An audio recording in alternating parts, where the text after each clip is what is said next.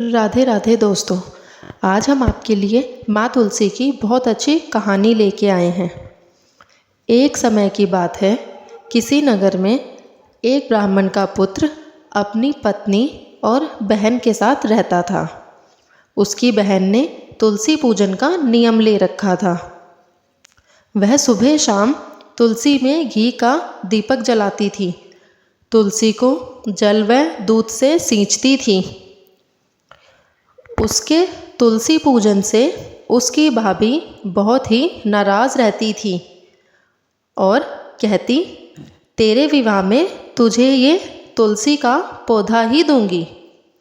एक समय जब ननंद का विवाह होने लगा तो गुस्से में आकर भाभी ने ननंद को तुलसी की माला पहना दी। देखते ही देखते वो माला सोने के आभूषणों में बदल गई।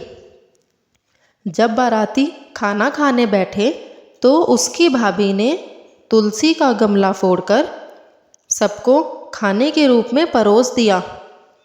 अचानक वह भी स्वादिष्ट व्यंजनों में बदल गया।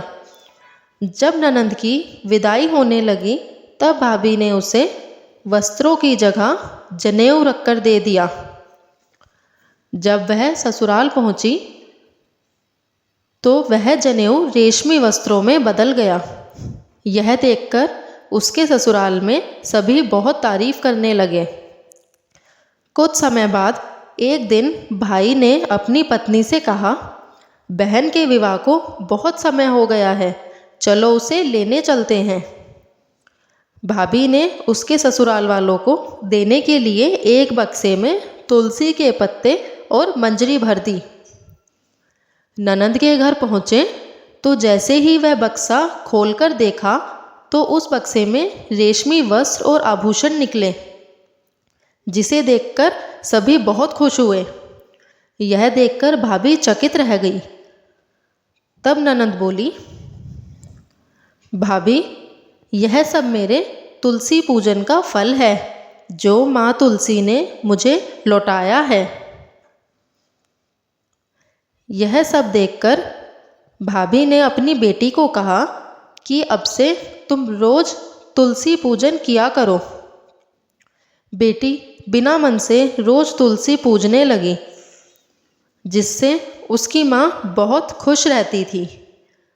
जब बेटी के विवाह का समय आया तो माँ ने अपनी ननंद के विवाह की तरह उसे मंजरी की माला पहना दी।